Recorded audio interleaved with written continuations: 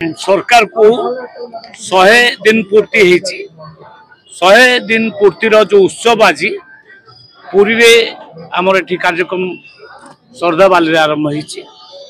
वर्तमान माननीय मुख्यमंत्री आमर नेता आसी पहुँचे ता पूर्व मु आसिक प्रभु कृपा लाभ करने पलि आसली ये हूँ कथा।